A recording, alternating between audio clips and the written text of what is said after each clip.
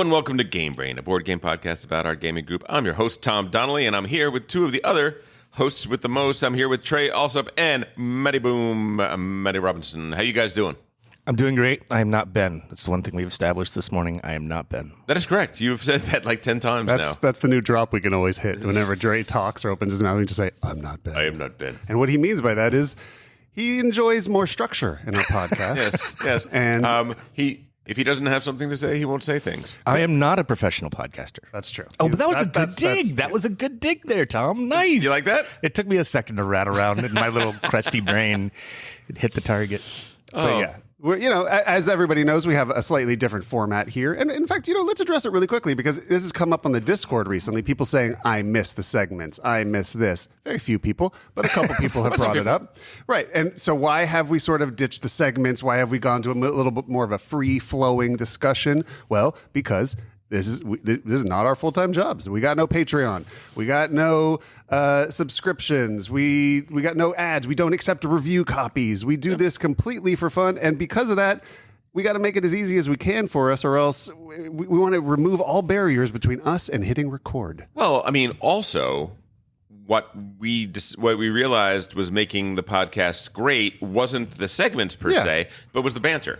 Right. Now that you guys are... And the music. We are coming... And the music. And clearly the music. I think that's the main thing. So maybe at the end of every podcast, we can just play all the songs in order and people can just, have them or at least one. At least one. Yeah, I mean, people miss the songs. People don't feel the podcast is over. They miss that. The beautiful, angelic sounds of Trey. And until the Game Sommelier song is played, they don't feel like they've really reached completion. No, they need Tom's slightly problematic patois. But that's the answer, is that we're lazy. It's we're French. lazy. It's nothing. Do you remember what it initially was? Oh, I sure do. Let's not go there. All right. Listen, if Adrian Brody can do Jamaican, I could do Jamaican. Yes. We also have a very special guest in the room today. Yes, I am looking at a young gentleman, a game enthusiast of the younger variety. The newest member of Game Brain. We've got my 5.5-year-old son, Strider, here, and he's happily doing his workbooks and sitting and hanging out. Strider, here's your one chance to yell out. Yell, hey! You don't want He doesn't want to. He's not a yeller, but he is very excited today for us to go back and play some United Marvel X-Men, which is currently the game that we're playing together, and he's very obsessed with. It's fantastic. Yes, we're having absolutely a good time fantastic. You're 5 years old and you're not a yeller? I don't get it. He's a quiet kid. He's like me. He's a reader. He likes to sit and do his workbooks, do his Legos, read. He's got his yelling This moments. is how Matt sees himself. Off camera. He's like me as a child. Off mic, I have a lot of things to say to you. I'm not going to say anything right now. I got a lot of things to say to you. So we are, this is 3 of the 4 hosts, 3 of the we're coming up on 200 episodes. Wow. I think we're 2 months away or a month and a half away, something along those lines. I'm going to give us a little pat on the back. I say we've done a pretty good job of being consistent over the years, of keeping out podcasts. I mean, the nice thing is it makes it easy because we play games together regardless twice a week. Correct. Because of our game night. So now, the podcast always was about, well, let's spend an hour talking about what's happened at our game nights and talk about the games we played and review them. And so it's been easy. We don't have to hire guests. We don't have to figure things out like that. And for the listeners, we want to appreciate very much when we go dark for a week every once in a while. And we don't really tell you when we're going to go dark for a week. This is all, to a large extent, just what we need to do in order for our game nights to be what they should be, which is fun for us and not the job, not the we have to review this, so we have to get these plays in. I think that the game nights have gotten better and better because of that. I think we've been having a lot of just fun at game nights, playing what we want to play, and over the course of time, we'll get enough plays. And we've taken that pressure off too, as well. Of like, oh, we have to play this game every night for the next month, and then it's still there, but we're trying to balance it. Yeah, but we're not zealots about it. We're not we don't go crazy over it. I mean, we're going to be reviewing the new Carl Chuddick game, Aegean Sea, today. And Trey's played, half a game? That's not super hot opinion about it. Trey's played it 5 times with me. Yeah. And I've played it about 10. So, he's played it a lot. There's so many valid criticisms of me that you can make, Tom. That was not one of them. And for anybody wondering, Aegean Sea is spelled Aegean. That's how you spell the game. Did you? It does sound like that. Did you notice that? Are you the one that's texting it that way? No, but people in the Discord also were making that joke, and we were putting the GNC like vitamin shop thing, logo up there because that's what it sounds like. But It does sound like an acronym. no, it is GNC. Aegean, Aegean, Sea like the ocean. So we'll be getting to that in just a little bit, but right now let's talk about some of the things that we've been playing at game nights recently. That was pretty good. It was not bad. I kinda See, there you nailed go. that. Yeah, It was not amazing. bad. That was not the drop. I mean, That's the correct amount of effort for us yeah, these that was days. not the drop. That was me. Game night. Let's talk about what we've played. yeah. Tuesday night. What did we get into on Tuesday night? We played some Aegean. 4 games of Aegean Sea, I think, that Yeah. night. Yeah, We yeah. played a lot of Aegean Sea that night. What was happening at the other table? Oh, Dune Imperium. Oh, boy. Oh, that's right. Mike Kananak has got this knack. He is able to Kananak. take a game Kananak. that we do not like and consistently get it to the table. Well, it's amazing. let's talk about this. It's Okay. super impressive. Because Dune Imperium has become kind of a whipping boy in our group a little bit. And It doesn't deserve it doesn't deserve it, but it's just, okay. A lot of people love it. A lot of people love Dune Imperium. Yes. And it's, People who we respect. Well, Well, then there's Mike. No. look, I would say Dune Imperium for me is a B minus. It's not a bad game. Yeah. I'd play it. Yeah. But and why would I rate it a B minus? It's not that interesting to me. It's a little simple for me. Like, I'm not saying it's dumb. I'm just saying it's a little there's not enough meat on the bone for me. And also, if I'm going to play a deck building game, I'd rather play other deck building games. If I'm going to play a worker placement game, I'd rather play other worker placement games. And if I'm going to play a deck building worker placement game, I actually think there's better deck building worker placement games. if I'm going to play a Dune themed game, You're going to play it. I'm going to play a We're different Dune game. snobs. I'm It's gonna play true. different We're Dune games. snobs. We are serious Dune snubs. I think the other thing, like my takeaway, it's been a while trying to play Dune Imperium, but I think my criticism of it is like it was a deck builder, but I didn't feel like the deck building actually like kicked in. Like Yeah. it was like, oh, you don't get those cycles the way when you play Dominion or something else where you get the cycles. You start with this thing and then it evolves. It's a and then, subtle deck builder, and I don't mind that. It's not enough of one thing to be that. Right. It's not quite enough of another to be another. It was a little bit of an in-betweener. But guess what? For some people, that's their special sauce. probably And just don't that's understand it perfect for well them. enough. I think it's like a top 10, top 20 BGG game. I mean, It is hugely beloved, successful. and I am not poo-pooing the game at all. It's a great game for people who are into the theme and who want to learn some amazing new mechanics in the board gaming world, or well, newish. But it's a great gateway game, or even it's a great heavy game if that's your heavy game. I mean, shut-ins, incels. I mean, we were talking about the people that great. Well, one of the dynamics in our game nights is we always need people to teach games. Yes. Yeah. And this is the game that Mike thinks he can teach. Oh Wow. I believe he's Wow. probably very Mike apt can- at teaching. Mike can Mike teach needs to that come game. here and defend himself. Mike can He, te- Mike he can loves teach that he game. loves Dune Imperium, and we love him. Yeah. And we are thankful that he was able to teach it at another table. And it seems like everybody had a fine time. They did. A fine time was had by all. They kind of enjoyed themselves. Is that what has happened, Matt? I don't know. I'm not sure that's true. No, I feel like tell you. Paul had a good time. No, Mike is sneaky. Here's the thing. So Mike is sneaky. Like, he will play bad game of Avalon after bad game of Avalon, and then he will go on a tear with like the most amazing games you've ever seen. Yeah.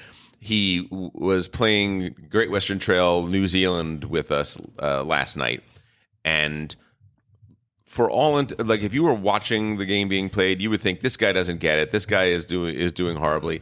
He was within 6 points of the Smokescreen. the win. There's a Yeah, reason that his Smokescreen. name is Smokescreen. That's his name. That's his call sign. We call him Smokescreen. Secretly crushing the Because game. you're always going to think Mike's doing poorly, and then at the end he's going to sneak up, and you're going to realize I'm about to lose to Mike. Yeah.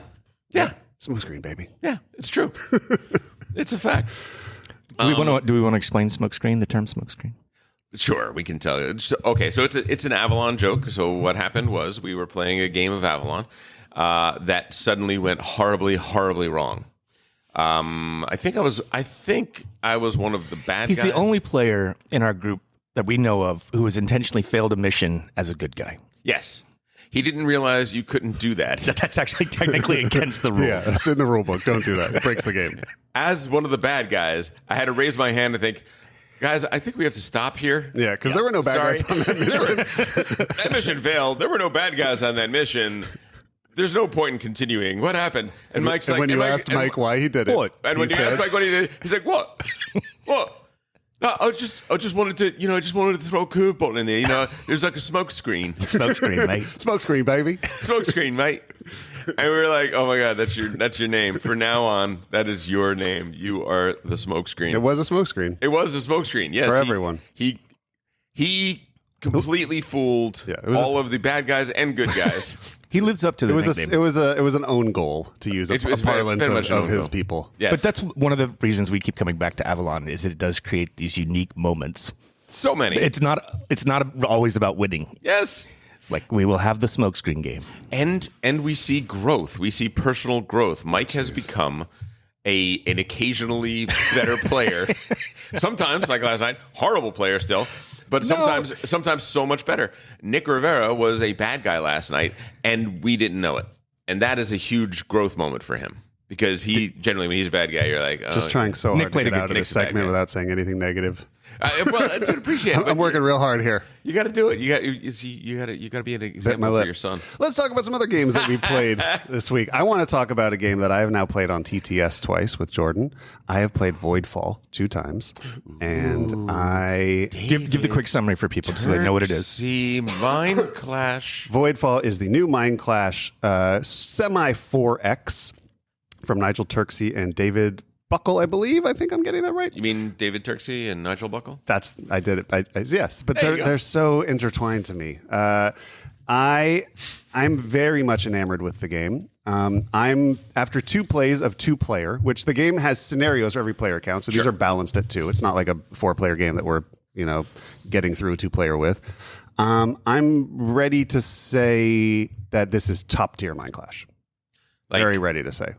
Like better than I'm saying at the moment. Name a bunch of other Mind Clash games so people know what. To me, it is in the realm of Tricarion and Anachrony. Yeah, Tricarion and Anachrony are the high. Perseverance is another one. Those sorts. Yeah, Cerebria. Some people love Cerebria, but to me, like this has potential of being, I think, the best Mind Clash game. Wow. I played 2 plays at 2 players, very early. But if you've had 2 great plays, then you've had 2 great plays. Jordan and I have left both games buzzing. That feeling you get when you're like, oh my God, I cannot wait to play this game more. This is, and texting each other hours later, that thing you did, I realized afterwards we could have done this. That's so fun.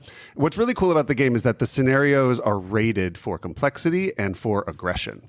So you can decide how much, like, of course, it's a competitive game. You want to so play. they're all the higher the aggression level means the earlier aggression becomes an element in the game. Right. So in the low aggression games, there's sort of a quote unquote Mercantile Rex in the center, to use a Twilight Imperium. My favorite game. Right. So there's sort of a base in the middle that, for 2/3 of the game, everybody's working towards there. There'll be a bit of a showdown in the middle. The rest of them are everybody's just thrown in the center at the beginning and like have fun. So you can really decide, how much of that you want in your group. And there's ones that, it's a scale out of 4 and there's 1, 2, 3, 4 of aggression. So I really like that. Like you can really decide like which kind of a game you want. Right. And there's 17 asymmetrical factions in the game, which is a lot. And they are quite asymmetrical. 17? Yes, but it's not just when you pick a scenario, hey, let's draft 17. No, these are the 4 that are right for this scenario, which is great. So it's curated. It's curated, right. But then there is also a sort of what they call tournament mode that you could do if you've really tired of the, I think there's 11 scenarios for every player count. So that's quite a bit of replayability. But at that point, there's also sort of a tournament thing where you can, they give you guidelines for how to make a balanced, great map and the right factions and things like that. But it's great if a game is good enough to warrant those kind of scenarios, things like I think we've seen some games where the different scenarios are a substitute for actual like excellent underlying game a lot of times, and you just don't do them. To some extent, it was a lot of it was a part of Kickstarter, right? It's like you need pledge level bonuses. Look at all this and they content. Were like, here's the scenario, and and we're bringing in this person to write this scenario and all that sort of stuff.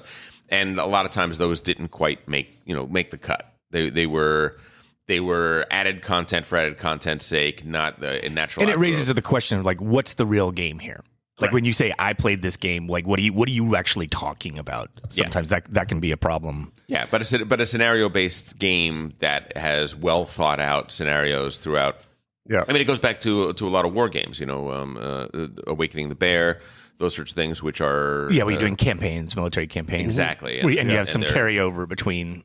Yeah, I'm thinking more skirmish level type stuff where it's specifically okay. This is the makeup of the enemy force. This is the makeup of your side. Here is where you can set up, and here's your special goal. This is absolutely a Euro. This is this is, like I said, semi 4X. I really think the 4X is almost theme a little bit more. Like there is definitely 4X elements to it, but this is a heavy Euro. Which of the X's is not there? There's no exploring. The map is fully visible at the beginning of the game. You're not flipping over a map. Oh, let's see what this is. There's no randomness in this game. There are no dice. There are no card flips. This is, like if you play a scenario multiple times, you could have a program first few starts. Like there could be openings. There could be things like that, which I appreciate that in a game. There's and then the combat is 100% deterministic. So you do not get into a combat that you will lose because you know you're losing it heading into it. It's very simple to figure out. Not even a coin flip. Not even nothing. 100% deterministic combat. I like the sound of that. You know everything about the combat before going in. Doesn't mean I'll be good at it, but I like it. No. So I'll just give you a very quick breakdown of the overall mechanics of the game. You have 9 cards in your hand. Yep. On each card are 3 actions. On your turn, you can play a card and do 2 of those 3 actions. So already the AP players are not allowed to play this game. Sure. Because already you have a hand of 9 cards. Which is most of us. With 3 actions on each card, and you can do 2 of them. Right. So, and there are 3 cycles in the game, or rounds. And in each cycle, you are going to flip an event card, and this is the only randomness in the game. The event cards are going to have somewhere between 4 and 6 actions on them usually. So there sometimes will be 6, sometimes there will be 4, and every time you play the game, you're going to be pulling from a curated deck of those, and there's 3 for each. So there's a 1 out of 3 chance you're going to get a 4 or 5 or a 6, things like that. I like that. And so that's going to slightly change the amount of actions you're going to get. And it's also going to give you on that card a Terra Mystica-esque round bonus that everybody can now go for, which is not necessarily known until the round begins, but of course, there are powers wherein you can peek and find out exactly what's going to be next the round before, which is very exciting and fun, things like that. So on your turn, you're playing a card, you're doing 2 of the 3 things, and the cards are thematically based. So this is sort of a aggressive card, right? This is a muster my forces, move into places, start a combat. Right. Then there are resource building cards. And when you've played that card, that's it. And pretty much everybody has sort of 1 combat card in their hand and things like that. There are ways to get more. Some factions have 2, some factions have 3. So there's each faction has a different card hand as well. Sounds like Jordan loves it because it has a little bit in common with Guards of Atlantis. Yeah, I can see that. Yeah, exactly. Right. There is a little based bit on of your that. description. I made the same connection. You know It's what's based out upon of your your connection. hand. Right, yeah. exactly. So, what's really fun is there is a ton of programming in this game. This is a game where you really have to, which is also the first negative Jordan and I quickly surmised about this game is AP Nightmare for people who are prone to that. Right. Because you can't think about what I'm doing this Or it's a rich decision space. Well, yes, of course, right. And once everybody gets the game down, this is like any Mind Clash games, serious growing pains with learning this. Sure. It's very heavy. There's a lot going on, and there is actually a tutorial mission that's not boring to play if you played the game before, where you're limited to 3 cards and then 5 cards, and then you get your full hand in the 3rd cycle. Now, when you said programming, how far ahead do you plan out? Sequencing, right? Well, yeah, you're just playing a card per turn, but I'm saying you can't just play a card because you want to play it right now. You have to think, what am I going to be, what are all my cards this round? Okay. You have to be sort of saving this for later. When I hear do this before I do programming, that. it's like, okay, I have 7 cards and I have to play 4 of them face down. It's and that's the programming order I play wherein them. every round you can change your decision, but you're going to fail unless you're thinking 3 cards ahead at all times. Got it. Right, exactly. Got it.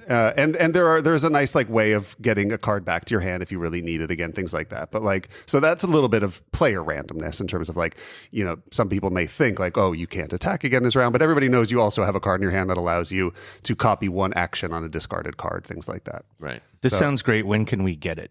It's supposedly shipping. It started shipping this week. Yeah. Okay. It's in the States. It's here. Hopefully, my dream is to have it for Strategicon next week. It's not looking great, but we'll see. I did not pre-order it because I have a Mind Clash thing, which is that I have. They're very expensive, and it's a bit of a coin toss. I have everything from Chikarian. I absolutely love it. Yeah. I respect the heck out of Anachrony. I really enjoy playing the game every time I play that game. But for some reason, it doesn't come to mind as a game. I don't pull it off the shelf for whatever reason. No, I would say, unfortunately, Mind Clash is not a guaranteed perfect game. Yes. Not or a guaranteed keeper. Correct. And they are so expensive, you can't really just go, like, I'll see how it works. So for me, try before you buy. But everything you're saying sounds amazing. I would be shocked if you don't buy this one. Yeah. I would be shocked. It's pretty special. It's pretty special. It's awesome. I can't wait to keep playing it. Which brings us to the fact that it's the season. I know. Gen Con is out. Essen is coming up very soon. We're just about there. It is the time. We're starting to hear the games that are going to be coming out, the things that are going to be happening. It's interesting that like games now have almost like the entertainment industry. A season, yeah. They have a season and where like, okay, the games that they think are going to be actual like award winners, they get the fall release. Right. They get the late summer fall release. That's what is in Meso 1? What is in Meso 2? Those are the games that we are going to be focusing on this year. It's kind of amazing, right? And there are some things that I've been looking at, like Vladimir Suhi this year. I'm dying to see his outlay because there are two things I'm looking forward to from. One is Shipyard Second Edition. Shipyard is one of my favorite. It may be my favorite Suhi game, even after all the different stuff that he's done. His first game, I still think, is kind of amazing. I absolutely love it. The only flaw in that game is these tiles that you have, which are kind of end game scoring tiles. There is a bit of more than a little bit of an imbalance in those. That I hope that he addresses for the second one, but I don't even mind the components and the quality. I really Shipyard has been a really reliable game for you. I know that's one that you can go to the shelf and pull that out with new players as a kind of, not first Euro, but you've played Catan, you're ready for more. Shipyard seems to fall into that. Want to know something crazy? What? Never played it. Crazy. I know, isn't that crazy? I've missed it for like 13 years in this game group. Every time it gets to the table, I'm just not at that table. Oh my God, that's amazing, dude. We got to get that to the table for you. I think you'll really dig it. The amount you guys have loved it. When I saw the second edition, I'm like, I have to pick that up then. For sure. Oh yeah, absolutely. No, like Sushi is kind of Suhi has become a little bit of a mind clash for me in terms of like try before you buy now. Like Woodcraft, I don't need it. Messina, I don't need it. Praga, to me, I liked a lot. You guys did not enjoy that so much. Ben loved it. Yeah, of his games since Underwater Cities, which to me is a classic. Of his games since Underwater Cities, Praga's the only one that I will be keeping. Like Messina's already gone. Woodcraft's going. Like I'm just. He's not a guarantee. He's not a guarantee. But but even the failures, like Woodcraft, is a deeply interesting game. It's not perfect. No, they're all many of the things in it are 100% worth trying. Like there's like I cannot wait to try everything he plays. But it's just like. The last with Woodcraft, like I played it a couple of times. Yeah. I don't feel like I'm smart enough to actually assess that game. Like I feel like there's stuff here, and I'm not appreciating it yet. So if some people say, "Oh, it's really, really great on this thing," I believe them. Yeah, some games are like it hasn't opened up for me. The level, it's the amount of complication and skill ceiling does not balance well with the fun I'm having in learning it. Mm-hmm. Which to me might be off on that. Like, which is a huge thing with you. Yeah, like if I'm not having fun learning it, like if your skill ceiling may be super high, but if I'm not really enjoying that process of getting there, it will usually just end up on the sell pile. Yep. Whereas something like Agricola has such a high skill ceiling, but I'm loving my failures. I'm not like I think of what you're saying is I'm not necessarily the game makes me feel dumb, and I'm not necessarily loving that experience. Yeah, with Suhi, I like the way his mind works. Even a game like Last Will. I like that game. Is a great game. It is. It's messed up. I don't own it because it's one of those games that like I don't want. I'm not going to play it a lot, but every time I think about it, it brings a smile on my face. It's Brewster's Millions, the economic game, and that's brilliant. Here, tell people real quick. Like what's the hook on Last Will? It's what you have to blow all your money. You have to get rid of all of your money so that you don't pass on anything to your no good heirs. To your no good heirs is exactly what it is. So you are just profligating your spending. You're investing. Right, like all of your normal Euro, muscles that you've developed about building efficiency and like here's how I'm growing my wealth and my resources. Like throw all of that out. You're building an engine. That's actually actually it's an engine of, destruction. an entourage of hanger-ons and. That's actually in my list of games I regret selling. Yeah, because of how different it is, and because of how it makes everybody laugh during the teach, and how fun just the conceit is. I sold it too, and I have a little bit of regret as well. But the reason I sold it, and I stick by this, is that it's only a game that would come out maximum once, twice a year. Yeah. Because it's not something that I'm going to want to play. That would be again pretty a lot. good these days. A game that actually makes it to the table once a year is that's a classic. But the other one is the new Suhi, which is Evacuation. Evacuation, which is a game about diarrhea. As I get older, it's Taro Gomi. Everyone poops. Okay, this is what it is. No, Evacuation is about we need to leave this planet. What's on your brain, Tal? This planet is failing, and we're going to need to get to a new planet. So you start the game with a fully functioning economy, and you have to basically dismantle it, move it, and restart it up in the new place. And if that works. Weirdly, it's a little bit like the game that I'm designing, which is about the other form of evacuations. No, Seven Eves. It's more of a Seven Eves type thing. Oh, right. We're evacuating to orbitals, but it does share some things. So I want to play it A because it sounds cool, and B because I want to see if I need to stop developing my game because Vladimir Suhi just made it. Well, also like props to these kind of designers that can actually drop a title a year. He does a big game a year. That's incredibly nobody prolific. else is doing just one big game a year. Like Uva's doing, like 2 or 3 games a year, but in 1 year they might just be all tile laying games, and another game they're all mini worker placement games, and then every 5 years one huge box game. There's not many people that can do that, have that kind of output, and it's amazing. Even if they're not all, Grand Slams. Yeah. No, it's impressive as heck, and he's turning out the designs. They may not all be perfect, but hey, listen, nobody is perfect all the time. Yeah, like even if I've got my criticisms of Praga, I'm really glad I played it. Yeah, like there's interesting stuff there.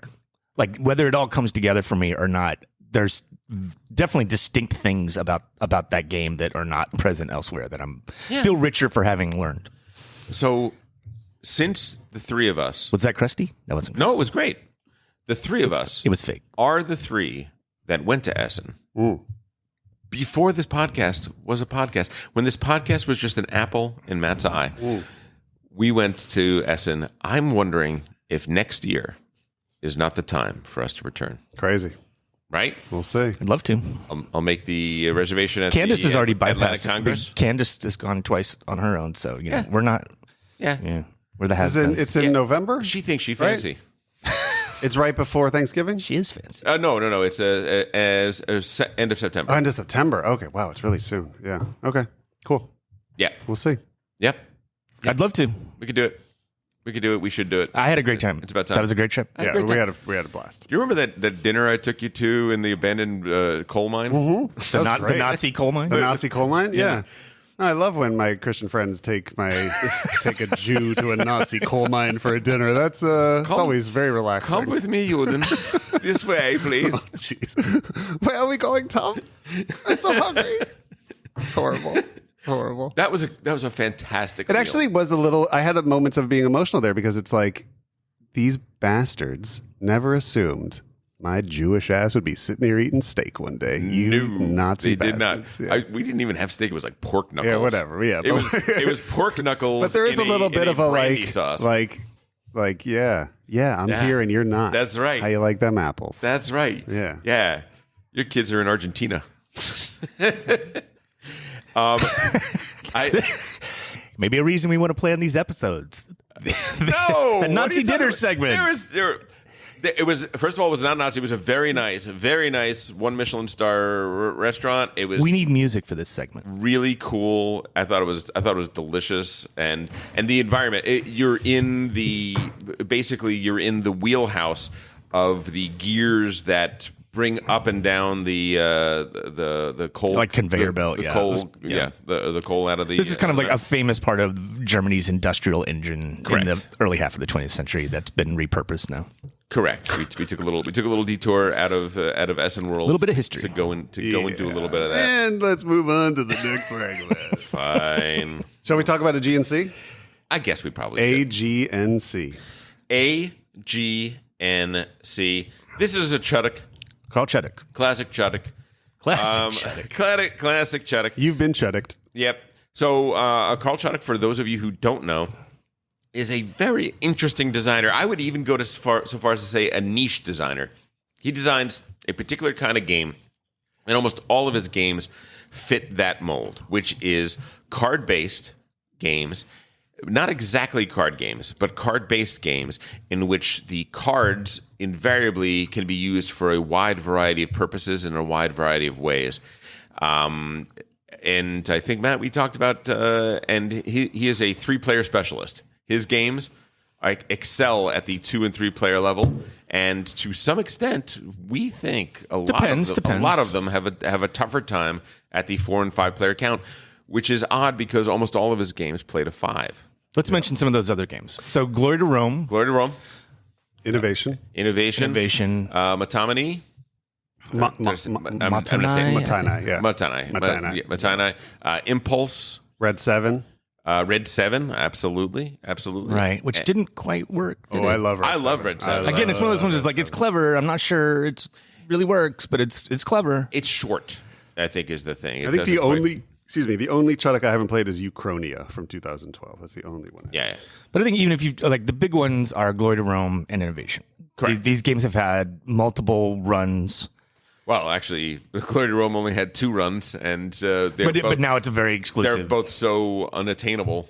I would put Carl Chuddock maybe on my Mount Rushmore designers. He's pretty close. If he's not, he's on the gift shop right next to the Mount Rushmore. But he's very close. He's easily in my top 5 favorite designers. Not because he's necessarily made my favorite games, but because I think without him and our hobby, it would be so much less of a rich, incredible design space. I think so. I think I could get behind that. I mean, he is definitely a designer of games. I would say this. He is an auteur. Yeah. Oh yeah. When you play a game, if you didn't know who designed Aegean Sea, you would get 10 minutes into this game and you would say 2 things. You said, "What the hell am I playing?" And the second thing you say, "Wait, is this a Chuddock?" Yeah. I feel like this. I don't think it would even take 10 minutes. Yeah. Like, I can't think of a designer who is if you say, "Oh, this needs more Chuddock." You would, if you played enough game, you know exactly what that means, which is every card is going to be able to be used in at least like 4 different ways. And part of the richness is how do you combine these cards? It almost always involves not just that, like you were just talking about, what's the 4X game we were talking about earlier? Voidfall. You know, like on that one, like, okay, I've got 3 different actions I can do on the card and I'm going to choose 2 of them. This is more like I have this card and the way I use it, not just like what its function is, but it might involve like tucking it underneath another card or playing it face up or playing it face down. You know, these are always elements of the game, and that aspect often now gets repurposed in other games. Correct. There's multiple ways to use the single affordance of the card resource. Glory to Rome being the classic example, every card can be used as a role, in which case you're just defining what you're doing when you play that card this round. It can be used as a patron to give you more actions with that kind of role. It can be used as a building. It can be used as a material. And it could be any of those things. And all his games kind of have that similar thing. Like, they're all like tableau builders. They're all tableau builders. They're all engine builders to a certain extent. To me, Innovation is his masterpiece. But again, I only would play it at 2. That's a 2-player game to me. At 3, and we're going to talk about this in Aegean Sea. The biggest problem with these games at higher player counts is that there are hundreds of cards. Each one is completely individual, completely different, and you have to play a good game, not just a game where everyone's playing at the highest level, but just a play where you're even aware of what can possibly happen at all. You have to have read everybody's cards on the table. And in a game like Innovation, where you've got 7 different cards in your tableau at any given time, and they're constantly shifting and changing, you can't just go across the table and go, "Tell me what all 7 of your cards do real quick before I take my action." But that might be manageable at 2-player. It's completely manageable at 2-player. And in fact, Innovation at 2. to me is a top 5 game of all time. Like in terms of 2-player, and that's just in terms of any game. In terms of 2-player games, it's my number 2 or 3 of all time. Like it's just amazing. It's a masterpiece to me, and so enjoyable. And I play it a lot on BGA, and I'm excited every time. Like it's a brand new game because because of that variability in the cards, it is a completely different game every time you play it. And with each additional player, it ups the chaos level. Yeah, to the point where you just give up. You stop thinking about anybody else's tableau and you play a solo game and you just pray something works out. The chaos is flying at you constantly, and you cannot Chaduck it. Right, you can't Chaduck it. And by the time it gets back to your turn, you may not even have a tableau anymore. Like you might have been Chaducked. You might have been Chaducked by the end of your turn completely.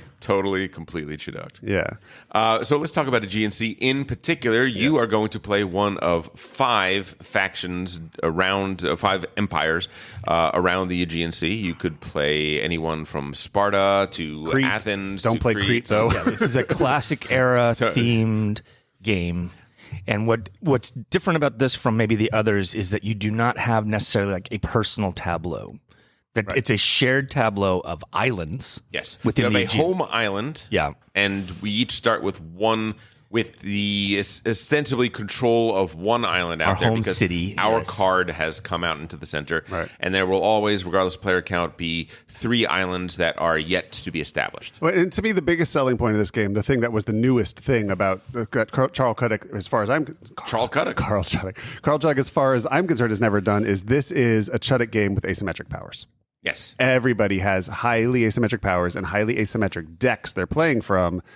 And that to me was like, oh, wow, that could be really interesting. I've never seen a Chuddick like that. Yeah, the decks are different. We're not playing off of a common Don't take a deck, drink every time we say the Chuddick. Very first time you will die. You will be in big trouble.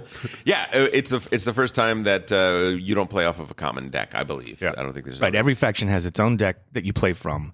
I think the shared tableau is a very interesting thing. Yes. That we all have different presence on these shared islands, and we have that presence in different ways. Whether it's we have population there, which means we kind of have like military strength. We can build temples, which is kind of an interesting way of scoring, and it's a form of card draw. There are goods that the islands generate as well, and you can place ships there to take those goods back to your islands, which is like the main way that you score. But it's got this common arena. Yeah. That we're playing to with our asymmetrical decks and our asymmetrical powers, and part of what you're doing and playing is knowing who your enemies are here and like what they're going to contribute, so that you can play off of that in an interesting way. And when I read the rule book and watched a video, I went, "Oh my god, Carl Chuddick has solved the multiplayer problem here, because we're not all going to have these crazy tableaus in front of us. All we're going to have is a handful of cards in the middle of the table that we can all read, that we all have equal access to." And I was like, that seemed manageable. This seemed like he may have done it. This is him addressing the multiplayer problem. It's alive. It's alive. That was to me why I got really excited about it. I got excited too. I mean, reading the rules of it, Chuddick seems innocuous. You read the rule book and you think, "Oh, this is easy. This is easy." Yeah, I read it and I felt it was his simplest game. Yes, a fool, sweet summer child. You have been Chuddicked, my friend. We are crushing you, because when you play it, oh my God, do you get lost immediately in the weeds? And there are so many terms, there are so many phrases. The basis of the game, to some extent, is play cards to put temples on these places, because that is going to get you more cards. And the clock of the game, well, if there are goods there, they blah blah blah. But blah, blah. But the just in the basis, yeah.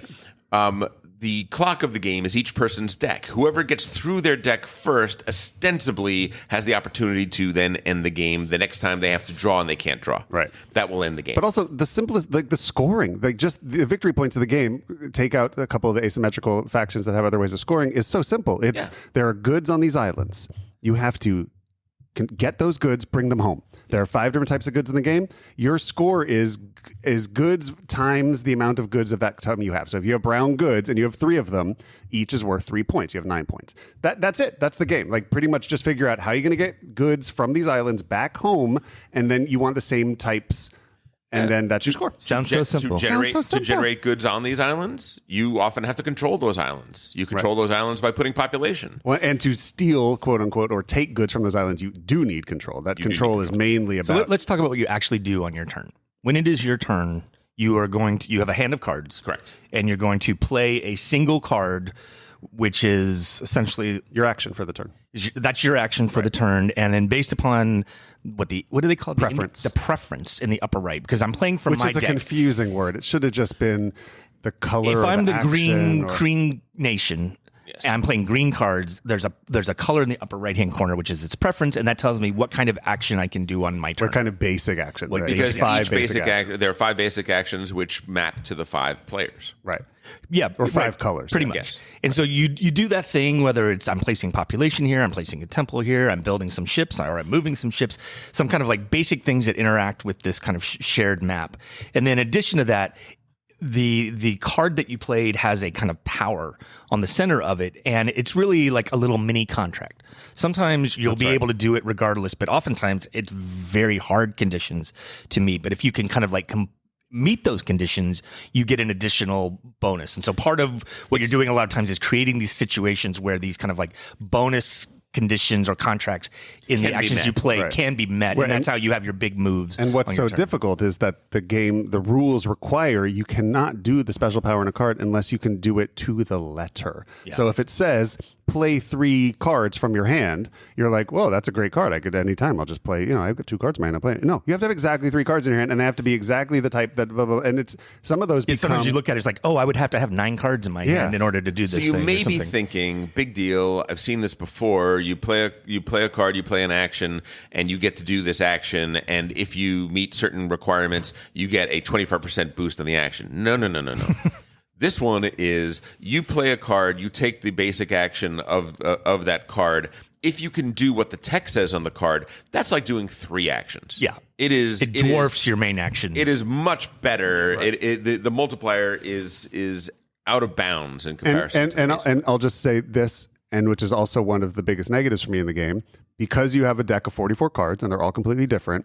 Some of those cards are very easy to do. Some of those are very hard. If the hard ones are at the top of your deck, you are going to have an unenjoyable game. Yep. And if the easy ones are at the top of your deck, you are going to probably win. Yeah. Feels that way so far. Yep. I don't know how many more times I have to apologize to you, Matt. I'm just like there are a lot of these actions on the middle of these cards that get you to draw more cards. Yep. More cards, more options. Right. More money, more problems. And more cards ticking down the game clock. Exactly. So those cards are great. And I've had games when those cards are at the bottom of my deck. And I have not figured out how to pivot. It is a tricky game to play and to grok while you're playing it. It's an amazing system. Yes. Like that's my reaction playing Glory of the Rome, playing Innovation. Like you get in this and you're like, this system is so cool. And it's also incredibly flexible. And then you get to each of these cards has its own unique power.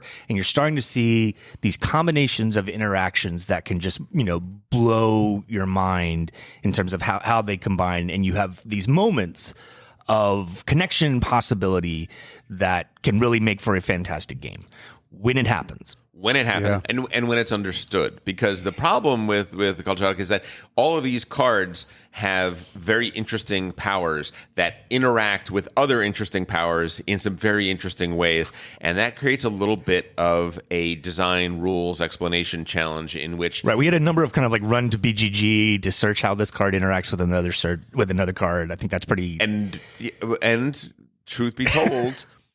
A lot of times the answer was we don't know. Let me check with Carl. We're gonna have to check with Carl. Yeah. And then so the people that were play testing it had no idea. And some of these things were okay. That's probably an edge case. But some of them were like, you don't know how do you not know this? Well, okay. Let's just be upfront about it because I love Asmati games. Yes. It's I think 2 people. Yeah, it's a small company for sure. Yeah, a guy named Chris and a guy named Carl, I think. That's it. And Carl is Carl Chuddick. I think it's 2 people, maybe a couple more, but it's a very small company. I adore their work. Yep. I will insta-buy anything they do. And I think if you like any Chuddick game or Asmati game, I recommend you do the same thing. So that being said, I feel like I learned a little bit more about their playtesting process in this game. And I have to say I'm a little disappointed. I'm not blaming them. There's 2 people, maybe there's 3, maybe there's 4, whatever. It's a small company. They're doing the best they can. They're putting out niche, incredible games. God bless them. We had a problem come up that felt, how could you not have had this come up? Yeah. It was a basic action problem, and it had to go up to Carl to get an answer on it. And the answer was what we expected, but still... Well, not what Jordan expected. Not what Jordan expected, right. And so it was a basic asymmetrical player power interaction with a card. Jordan thought that the interaction that he was looking at could blossom and bloom out into this huge chaos bomb. Which you'd expect. Which does happen in his games. No, but that's what I was about to say. The problem is that we are playing a Carl Chuddick game, and in a Carl Chuddick game, can't possibly work like that. Oh yes, it does. Yes. Oh yes, he thought he played a card that would basically cause him to deck himself, like play his entire deck in one turn and blow up islands, because there is a wonderful little rule in the game where if any of these islands acquire a certain number of cards, say 14. It's called Vainglory. Vainglory, you got too proud. The gods smite your island and destroy the entire island. All the cards go away. The island is basically reduced. It's an interesting to constraint. Nothing. It's a necessary constraint. It is for this engine and this system. It is a necessary constraint because the way you rock this game and score a lot of points is by controlling an island that has been built up and built up well, and you're right about to score it. And everybody is looking at that island and say, Vainglory. And going, oh, Tom's about to get 9 points off this and win the game. Hey, everybody play a card there and blow it up. And now Tom gets often just one person. And now, by the way, Tom is in 4th place in this game and has lost completely. It's not like he's second now. I never think like the Carl Chuddick games have this responsibility to be incredibly well balanced. Of course not. Though, of course they don't. Or even especially well play tested. It is about embracing the chaos. A lot of times. I know that innovation at 2-player is a competitive game. And I would say Motainai, which is a reimplementation of Glory to the Rome, was designed to be a less chaotic, more deterministic version of Glory to Rome that plays at only 2 or 3 players. It's really just a 2-player game to me. But that's a brilliant game. And that was his attempt to go, okay, let's take the absolute insanity out of Glory to Rome because we all know this game rules. And and I think Motainai is a 10. I think it's a masterpiece. I think it's a perfect game. And I love a little bit of the chaos. Glory to Rome is a fun game. And it's even I feel fun like I know what I'm getting into. Yes. Right. But there are times when there is a Munchkin level chaos. There is, you played a card and you won. Okay, cool. Anybody want to play something else? Because I'm done with this game forever. No. Yes. No, Matt. No. It is not. No, it is not, because you can see it coming. You do see it coming. You see it coming. If you may not even have a turn by the time you've seen it coming, though. No, because the buildings that do that are the marble and the stone, and those take a while to get into play. Yeah. So it is not. No, it is not. It is not instant. You have time to react. You have time to counterplan. You have time one to do turn, things. and if you don't have the right cards in your hand, you're not reacting. But okay, look. Show me on the doll where Glory to Rome hurt you. I love Glory to Rome, and I do know what it is. I'm just been waiting for that gear shift of that multiplayer Chuddick game that we can play at a high level, and we don't have it yet. And is Aegean Sea that game? Now listen. I want to start before we turn into our full on review as opposed to description of the game. I want to start by saying. I want to play this game 20, 30, 40 more times. I'm dying to play this game more. I am not set on what I'm about to say. That said, this game be messy. Yeah. This game is very, very messy. It is, and it's messy physically. Because in the middle of the table, at some point, you get you get it. Literally, it looks like you took a deck of cards and played 52 pickup at some point. Okay, but here's the thing. All right. It's less messy when you play with my copy. Maddie's thought, he said, I stand by what I did. He's got all, I know. We're going to have it out right now. Maddie said, this is a game where you're constantly sliding cards under other cards. I'm going to sleeve them all. I'm going to be a genius. I'm going to slide them on.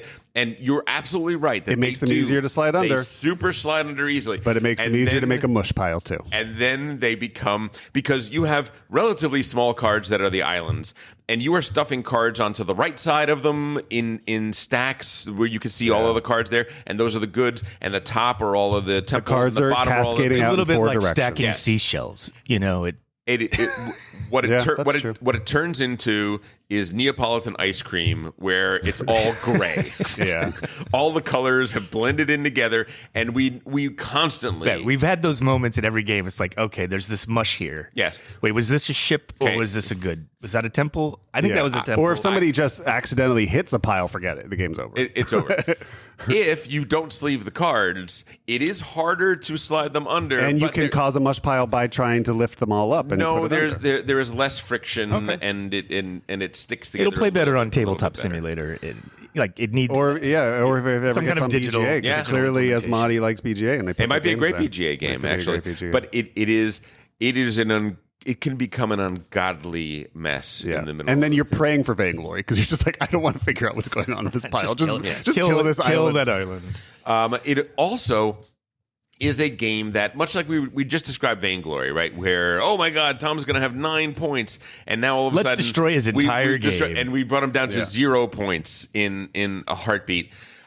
This game has got a lot of that in terms of the scoring and in terms of the way the game plays. Yeah. Where you can go from prince to pauper in a heartbeat. Yeah, it's not a bug; it's a feature. This game took the gloves off.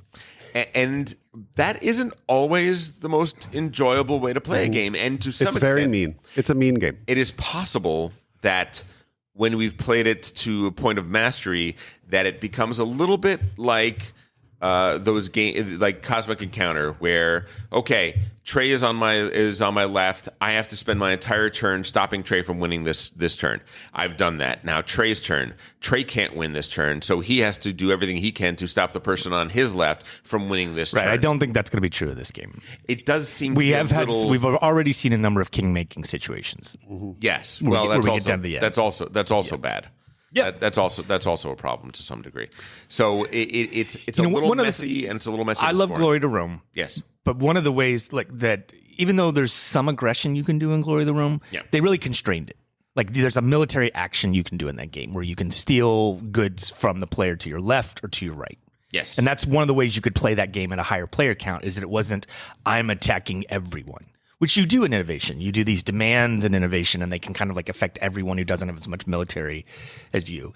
And here, Or whatever symbols, yeah. I think they embraced no, we're going to actually play like this island aggression game. Yes. Where like we're going to have fights over this island and I can kind of wipe you out and I can convert your temples. Like they've embraced that and that's part of the game. And there's times where it's like, oh, we're having good fights. Like Jordan and I had a good fight Yes. in the last game and I lost.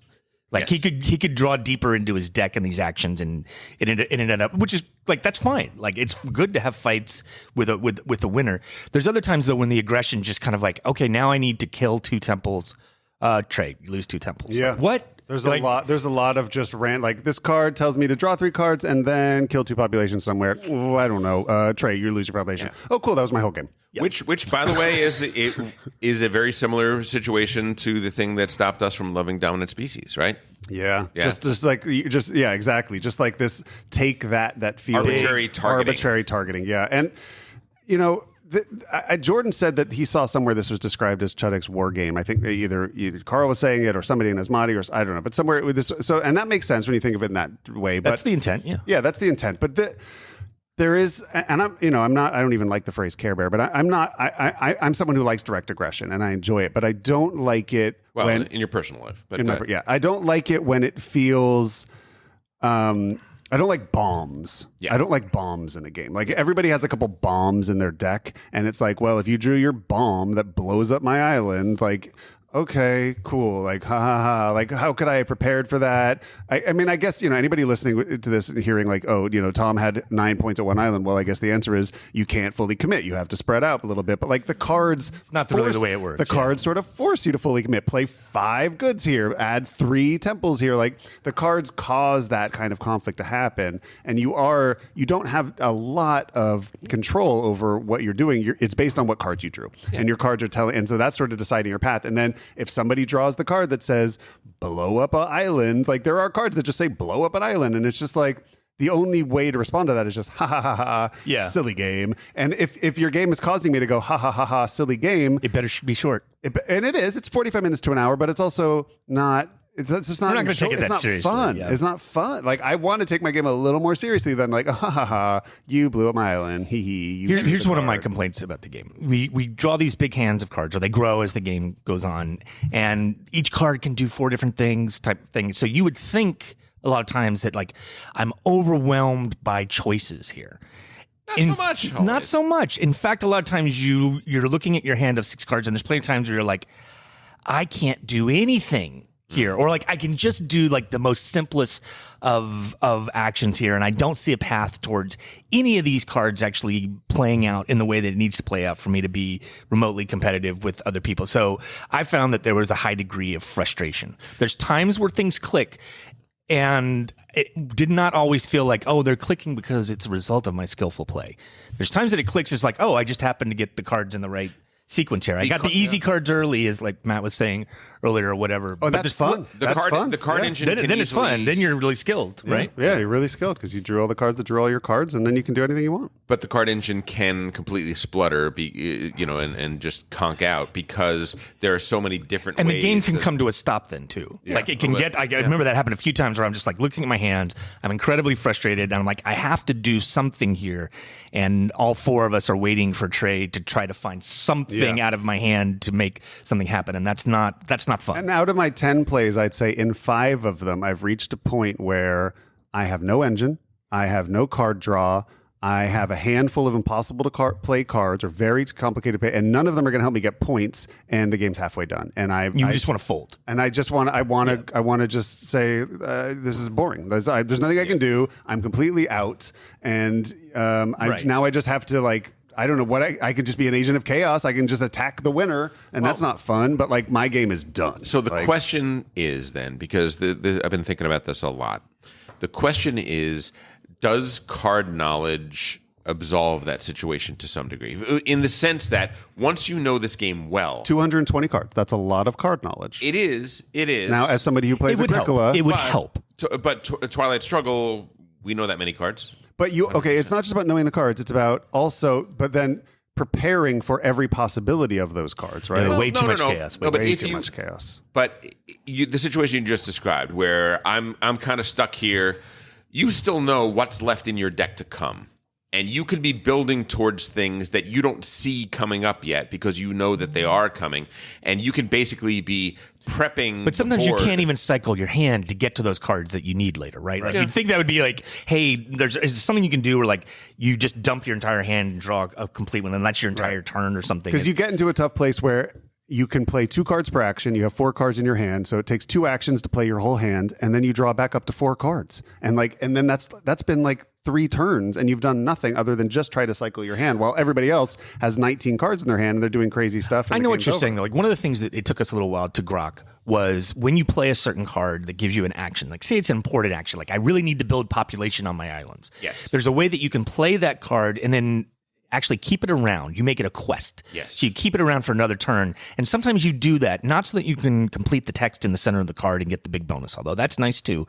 Sometimes it's just so that like I need to do 2 population actions. I only have 1 card that'll generate population.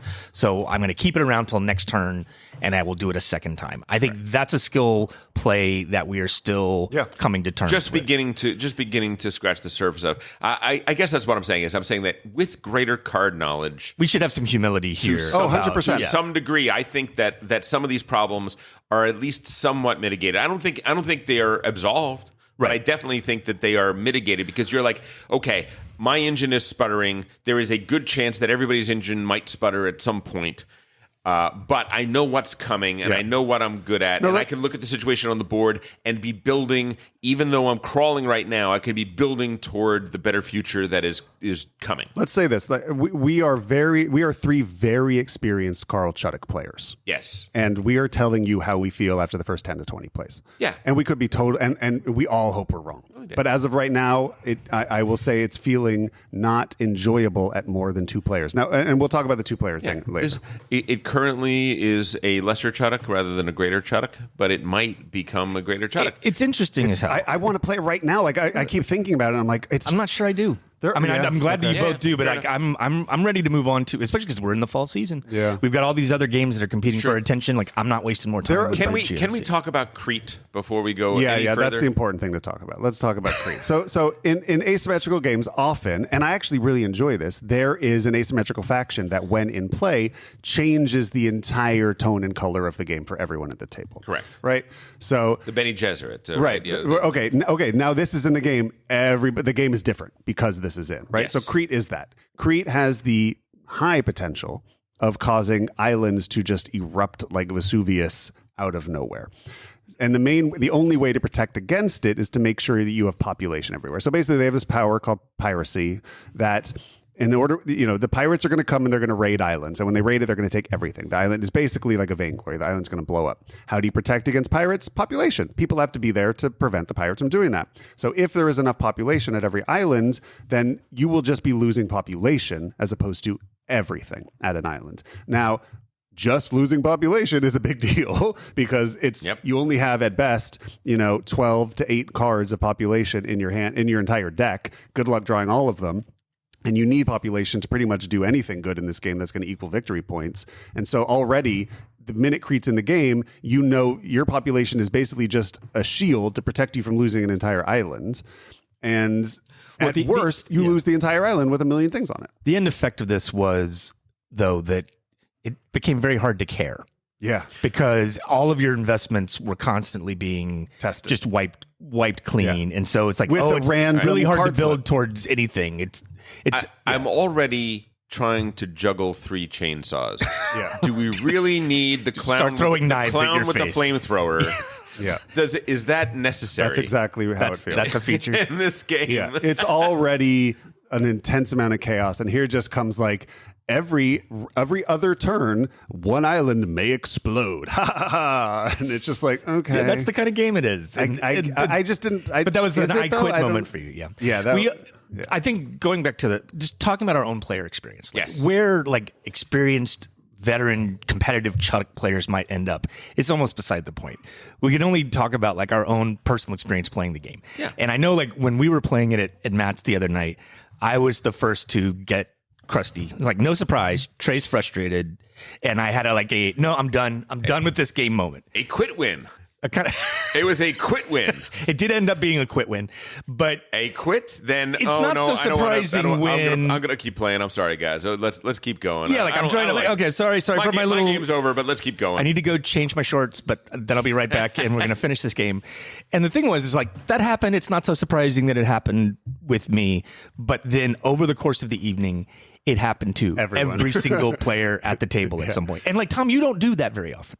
No, you roll with it, and Jordan rolls with it. Yeah, on these these. I don't think I ever do that, but it happened to both of you. Yes, and it happened to me too. At a certain point, we played 4 games last week, and in 2 of them, I had a great time, and in 2 of them, I wanted to never play it again. Yeah. And so that's that's a die roll. So, and that's the thing, right? Glory to Rome is a game that you have to be comfortable with a certain level of chaos. If you're playing innovation at a player count higher than 2, or especially higher than 3, you have to be ready for some wild swings of fate. And maybe you can be ready for be ready means just don't care that much. Yeah. Realize it's a fairly short game, and you're going to get over it. And maybe the swing of fate won't be fatal, and you can have your own swing of fate and come back, because the games definitely have card synergies that are omnipotently powerful in these games. And this one may be the most of that. It may have the most swings. Well, because of the asymmetric powers, which, by the way, are opaque as all hell. They are really hard to grok. And we grokked them all. But even after playing it 10 times, I'm still like, okay, what How does this actually? how does Zephyr a thing? And then if I have a matching preference, I flip it over, and then if it No, I'm creating, so I need to have create 3 green cards. Right, so then I have to have that good in my hand wait a of the minute. matching I have preference. add, and add isn't the same. Ad's not as the same draw, thing. because Okay, but this is a feature of Chuddick games in that like they have this beautiful elegance in the way that they combine. Yes. But there's always like this layer to kind of like make it all work that is verbiage, but it ends up being a certain layer of inaccessibility that has to be overcome. And it's true of innovation too. Oh, meld. Like meld. Who uses the term meld? Yeah. We have certain players in the group. It's like they're still not getting about it. Like when you meld and like so I play the card and I do the power. It's like no, you're just putting the card there. That's what meld is. You're just putting the card down. Yeah.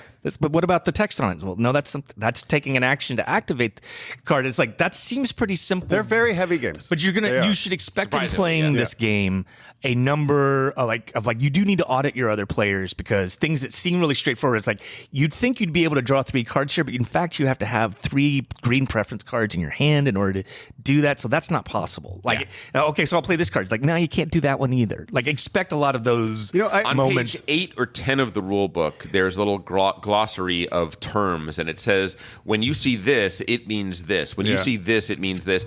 That almost needs to be on page 1, because those things are on every card. are on every card and are and so they don't mean what you crucial. think they mean. No, Like just the word create, right? The create good is a huge part of this game. It doesn't mean, so there's 5 piles of resources, right? Everybody's deck in the game or the ones that aren't used are there. To me, create sounds create a good. Oh, just so take a card. Take 3 of these, put them on. Take 3 of those from the deck. I made it. No.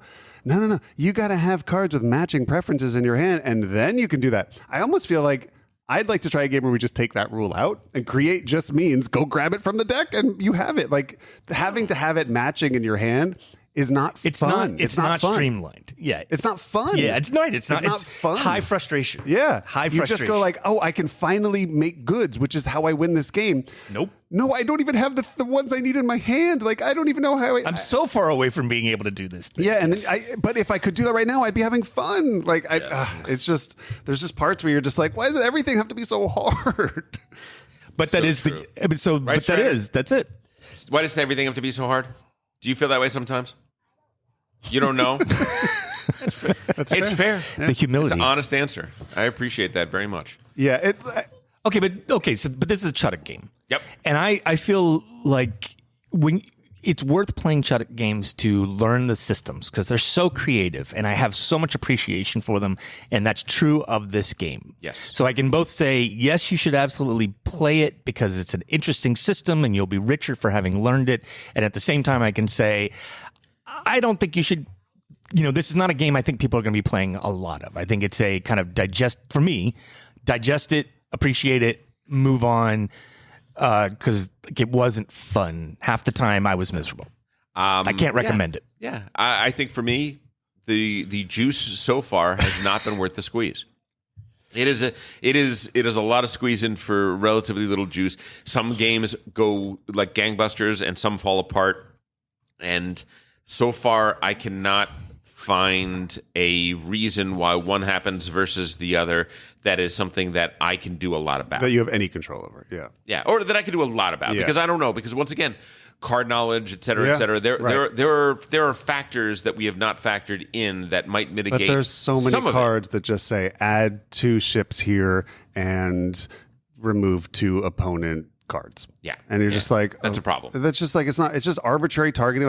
Like all of a sudden I'm attacking Jordan. We hadn't even had any interaction this game. And it's not fun interaction where I've decided to do it. It's just like, I have to do it in order to fulfill the card. This is the Paul point always. It's Paul always always makes fun. this point. It's like if I do that in a 2-player game, that's a fine power because it's 0 sum. So I'm hurting you, I'm helping me. That's Right. That's within the rules of the game. When I'm intentionally doing something that's ruining your game, Paul likes that. Mm-hmm. When you're just you're just kind of like randomly selected because I got to kill 2 ships, so Trey lose 2 ships. Like that's when we're in like, okay, I can't care about this game anymore. Yeah, exactly. Attacking Jordan, especially when it's just randomly, is always fun. I have to say. I just wonder if the game would be more fun. And I'm nodding my head. I wonder if the game would be more fun if you could just do the powers in the middle as much as you can, and if create goods meant just take it from the deck. Like, is that just a much better game? I don't know. It's probably instantly broken. It's probably, of maybe course, stripping it down might be better. But So I also think, like, if you look right now, and this is obviously very early, but if you look right now at the BGG community suggestion for player count, it's at 2. yeah, And it's not a range. Often it says 2 to 4, best at 2. The range is 2, best at 2. And again, it's like, well, damn, Carl, why you keep making these 5-player games that are 2-player games? I think his design philosophy Lord of the is Realm very, plays it at higher player counts. I think in defense, I think you can play 100%. Yeah, Absolutely. but it has a follow mechanism. As an experience. As a fun experience, not as as a high-level game. No, as a slightly chaotic Lord of the Realm is different. Engine building take that game. It is not I'm okay playing that 5-6 players. correct. It is not Because it has a follow mechanism. not People 6, do an action. Yeah. People do an action, You're and engaged. then you follow, and like that's actually how the game is built. So But that like- you're never just waiting for 3 players to act in front of you. Like, You're I've played always- this. correct. I've played this. I don't know, 12 times now. 10 in person, 2 on TTS. Yeah. I will never play this at 5. I will never play this at Oh, it'd 4. be so miserable. I would maybe play this at 3, and I would play this at 2. But like already after 12, like there's no way I would ever play this at 5 or 4 ever again. Well, then let's. So we've got a review of multiplayer Aegean Sea. Yeah. Matt, talk specifically about 2-player right now. Well, again, like, so I've only played it twice at 2. It's mostly been 3 and higher. Mostly been. We haven't played 5. Played all 3 and 4, and 4 is interminable, and 3 is wild. And my 2-player games have definitely been a lot more enjoyable, but longer, obviously, because Sure. know, You got to get through a deck and exactly. There's less people who are drawing those big draw cards to end the game faster. So, but they're more enjoyable. You know exactly what's going on. You can actually build things. A destruction isn't so destructive because you've maybe spread out to some more islands. You have time to build up in multiple places. It's just more enjoyable. You can read every card. There's, that's a big thing. It's just like, You're not waiting forever for your turn. yeah, you're not waiting forever for your turn. In all those ways that becomes better. Right, and that's another one of those things. Like, it's so hard to plan in a larger player game because you can only play 1 card a turn, and so like you're setting up some things in sequence. But by the time it gets back around to you, like the board map state is so situation, different, the board state has changed tremendously in that time. Yeah, but during my 2-player games, was I sitting there thinking, why am I not just playing Innovation, which to me is a perfect game at 2-player, and I never get tired of it? Like, was this better than Innovation at 2, and did it give a different enough feel? I don't know. And would I want to play a 2-player game where one of the players is Crete? I don't know. Yeah. I don't know if that's fun. That said, let's point out that it is priced well. It is $30 plus $10 shipping, so it's a $40 game. It's a lot of game for that. His games are always a lot of price game for the these space. days. Yeah. It is small. It is a lot of game on portable. those cards. It is. Almost all Carl Chuddick games are great travel games because they're super compact for what they are. You just take them and go, and there's a lot of gameplay for them. So in terms of a game that we say we are conflicted about, that price point suddenly makes it maybe worth a flyer.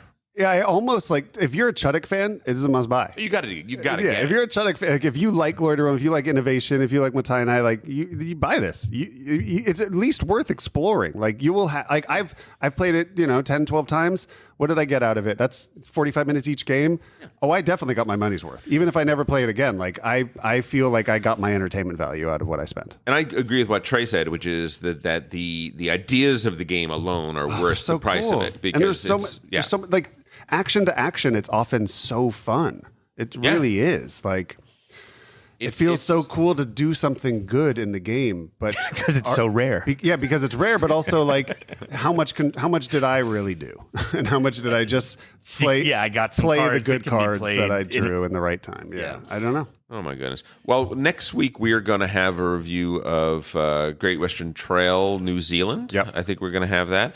What are the other games that we're getting in? What else do we have that's on the burner? We've been playing a lot of Age of Innovation. We're still getting those plays in. Yeah, I mean the big games of the season: Age of Innovation, Aegean Sea, Voidfall, and Great Western Trail, New Zealand. To me, are like the big four that are out right now in terms of the heavy game space. Yeah, I guess after Great Western Trail, I guess Voidfall is going to be the next big review that we do. I think we'll be getting Nucleum early October. That's obviously going to be a huge game for us. Well, what is that? I don't know what that is. Another Turksy.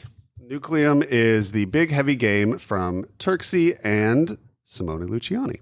And it is who's that crazy guy? So it's from Board and Dice, and it looks really cool, and it's got a cool theme, and early reviews are positive. Yeah, so we'll see. I'll be getting it early October, and Maddie will get it 1 to 2 months later. We pre-ordered it via post Essen shipping, so they'll start shipping those out the week after Essen. We've got our local convention coming up next weekend. Yes, we do, which Yep. I think we're gonna go to, and we're gonna hit up play some games. Strategicon. I think should we say what day we'll be there for locals? Yes, I think we will be there on Saturday. I think is what we decided. Look around. My plan is to be selling a lot of games. So Same. if you've heard some reviews of negative reviews, you might be able to come and get a good price on them. Yeah. At Strategicon in Los Angeles. Matt, I haven't talked to you about this, but you and I should share a table. Oh, we will. And every time somebody picks up one of your games, I said, "Hey, you know what Matt said about that on the podcast?" I don't know if you should be buying that, Tom. This is a great plan. This is a great. Yeah. He said, "If this game was left on my lawn, I would take a green bag to scoop it up." Yeah, Tom told me he actually was just happy to get rid of it. I'm surprised he's actually charging you for it now. I feel like you could talk him down. We will cannibalize each other's sales. That'll be fantastic. Yeah, absolutely. And my dream is Voidfall comes this week and we can play it next weekend, but it's not looking like We'll it. see. And Maddie, officially good to have you back, sir. Thank you so much. I hope you had a wonderful and restful summer, and we're back, baby. We're back. It's fall. We're about to be. We're in the award season. The game chain, the game train is coming into the station. We got a lot of stuff coming And up. I'm very proud of my son who sat here doing his workbooks the whole time like a good boy. Strider, you did real good, Strider. You're so awesome. You're the best. Coloring, drawing, All right. Are you doing in your it? sight words. Are you an alien? No. He said that too fast, though. You know what I mean? Yeah, Yeah. like he's trying to hide Sus. something. Like he's trying to hide something. I He's don't so know. smart. Look at him. Are you Look at and your Are you sight Mordred? words. Do you want to go play some X-Men He doesn't Marvel even know United? what that means. He doesn't even All know right. what that means. We're going to go play some Marvel United. Oh, ladies and gentlemen, we have a Discord that has a lot of activity on it. We have a Facebook that also gets some good comments going here and there. Please reach out and contact us there. You can also contact us at contact@gamebrainpod.com, I believe. And you've been listening to Game Brain, produced and edited by Matthew Robinson, Trey Alsop, Tom Donnelly, and Ben Mandelker. As I said, you can reach out to us on the various socials. We are there, and we are always interested to hear what you have to say. Special thanks to Daedalus, who showed up in town. Does all of our music. And, of course, go play some games with friends, or play some friends with games. Make some friends with games. Make some friends with games. Best read ever.